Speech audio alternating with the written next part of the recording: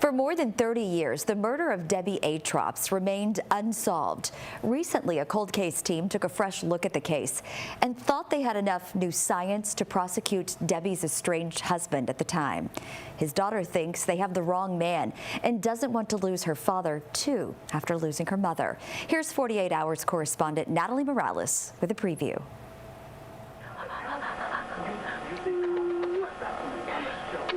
Rihanna Stevens was a baby when her mother was murdered. Who did this? Why did this happen?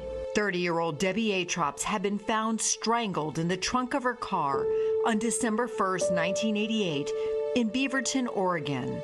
There was mud on Debbie's coat, her shoes, and her car.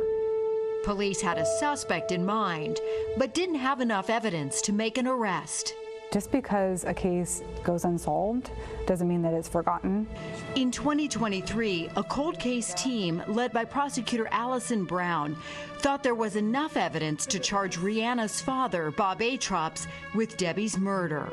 I was just in shock. I couldn't believe it. Prosecutor Brown says that among other evidence, the FBI lab had concluded the mud from Debbie's tire was indistinguishable from the mud collected from Bob's front lawn and did not match the mud where her car was found. I think it's another piece. There are many, many different pieces. It's a very fact-intensive case. We view this as a case of actual innocence.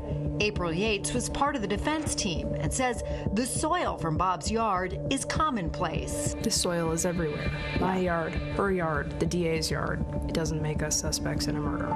My dad did not do this, and I know that he'd never be able to live with himself doing that. And joining us now from Los Angeles is correspondent Natalie Morales with a preview of Saturday night's 48 Hours. Natalie, did police have any other persons of interest besides Bob Atrops? Well, police did look at Debbie Atrops' boyfriend at the time. His name was John Pearson. He was very cooperative with police. They also didn't feel like any of the evidence pointed to him.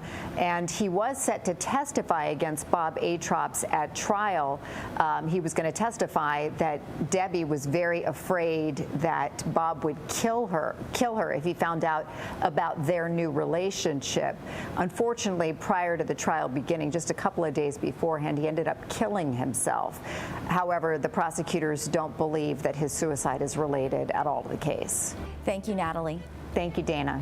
You can watch 48 Hours tomorrow night at 9 right here on CBS 19.